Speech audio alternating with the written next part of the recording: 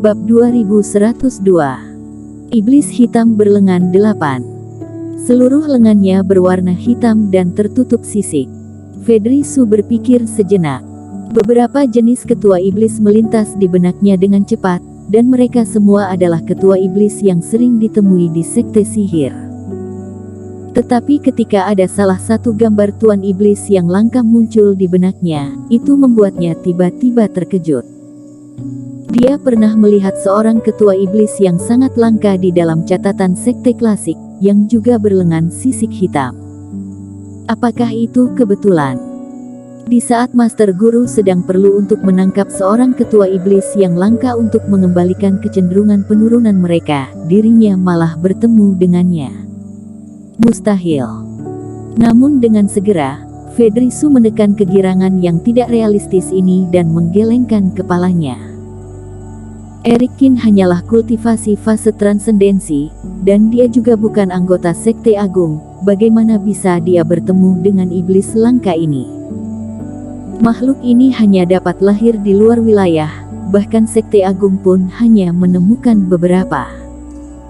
Jadi, Fedrisu berdeham menjernihkan suaranya.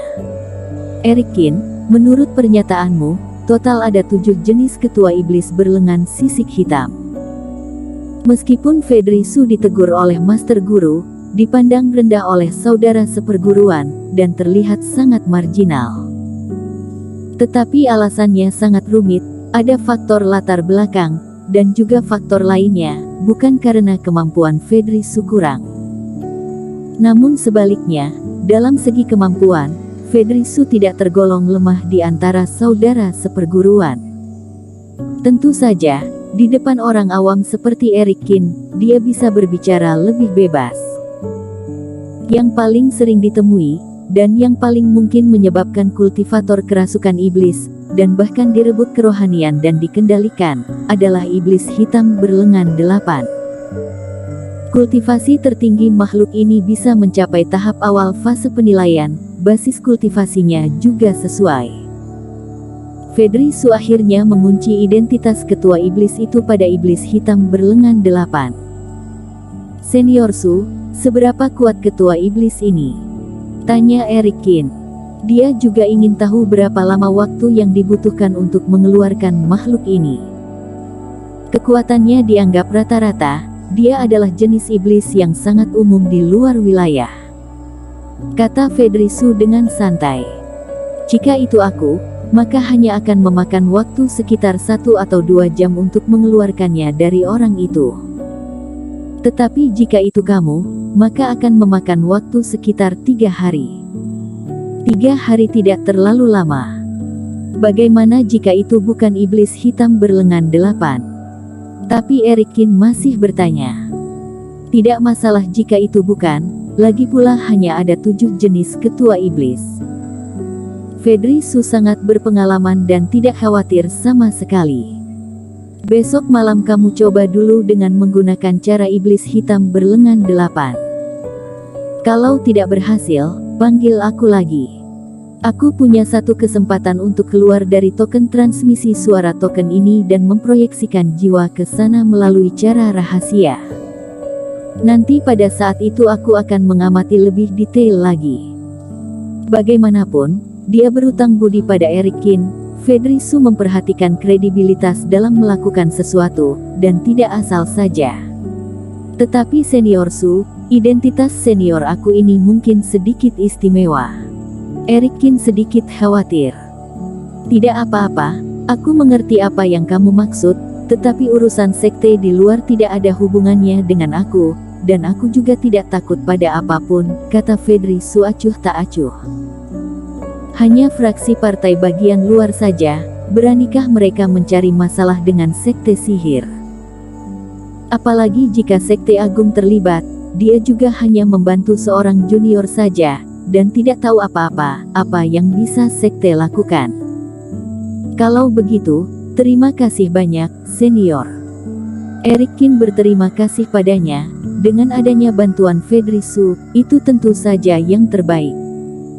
Tetapi dia juga memiliki beberapa keraguan di benaknya.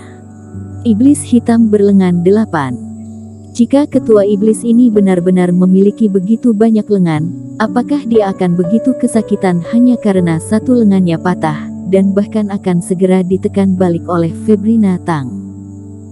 Tetapi pertanyaan ini hanya timbul sekejap saja, dan Eric Kin juga tidak banyak bertanya lagi.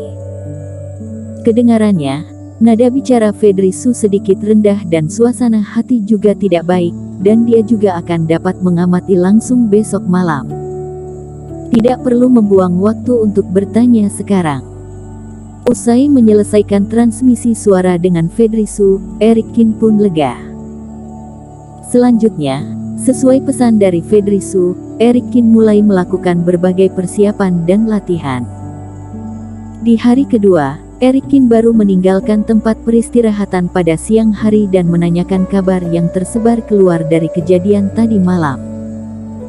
Eric Kin juga ingin tertawa ketika mendengar Leona Zhang bercerita dengan penuh ekspresi tentang Marcos Yu dan Ricky Wang yang saling menggigit. Meskipun tidak melihat prosesnya secara langsung, tetapi itu pasti sangat mengasyikkan.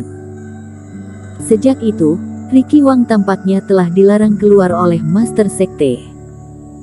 Awalnya, dia mengancam akan menantang puncak keempat hari ini, tetapi tidak ada berita sama sekali.